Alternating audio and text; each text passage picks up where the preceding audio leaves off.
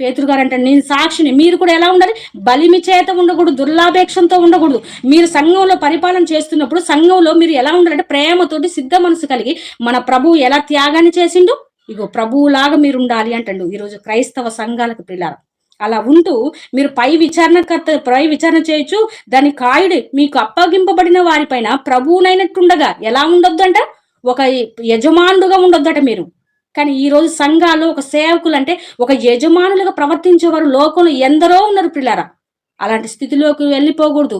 సేవకుడు అంటే పరిచారం చేయడానికని ప్రభు చెప్పిండు కదా. ప్రభు అయిన యేసుక్రీస్తు వారు నువ్వు గొప్పవాడిగా ఉండాలంటే పరిచారం చేయాలి. మరి పరిచారం చేయవలసిన వాడు పరిచర్య ఎందుకు చేపించుకుంటాను? విశ్వాసులుగా ఉంటున్న వారిని నువ్వు సంఘంలో ఏదైతే మీరు కలిసికట్టుకు చేయవలసిన పనులు ఉన్నాయో అవన్నీ చేయాలి కదా. కానీ నువ్వేం చేస్తున్నావు సేవకుడుగా? విశ్వాసులుగా ఉంటున్న వారితోటి నువ్వు సేవ చేయించుకునే స్థితిలో ఉన్నావు. మరి అలా సేవకుడు అవుతాడా? అది చేయకూడదు. ఎందుకంటే మన ప్రభువు అలా లేడు కదా.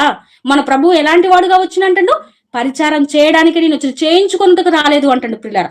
మరి నేటి సంఘాల్లో నిజంగా దేవుని వాక్యం అర్థమైందా? నిజంగా దేవుడు ఆ యొక్క ఉపమానం ఆనాడు వారికి ఎందుకు చెప్పిండంటే వారు అర్థం కాని స్థితిలో ఉన్నారు. నిజంగా కాపాడవలసిన బోధకులుగా ఉంటున్న వారు తన ఇశ్రాయేలు ఎవరైతే ఉన్నారో సహోదరులుగా ఉంటున్న వారిని సుంకర్లను పాపులుగా ఎంచారు. మేమే భక్తులు అనుకున్నారు, వారు పాపులు అని వారు నిర్ణయించారు పిల్లారా. అలాంటి వారిని రక్షించడానికే నేను వచ్చిన, ఇగో ఈ ఉపమానం మీ కొరకే అని చెప్పిండు. ఈ రోజు మనకెందుకు తెలియజేస్తాడు? నిజంగా సంఘాల్లో నిజంగా తప్పిపోయిన వారు ఎందరో ఉంటారు. వారిని రక్షించే పనిలో ఒక కాపరి ఉండాలంటాడు. కానీ విడిచిపెట్టిన వాడుగా కాపర్లు ఉంటారు పిల్లలు. ఎందుకు?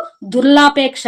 నిజంగా వారికి అనుకూలంగా ఉంటే వారిని ఉంచుకునే వారు, వారికి అనుకూలంగా లేకపోతే వారిని నెట్టివేసేవారుగా ఉన్నారు పిల్లరా. మరి దేవుడు ఎక్కడైనా చెప్పిండ పిల్లరా?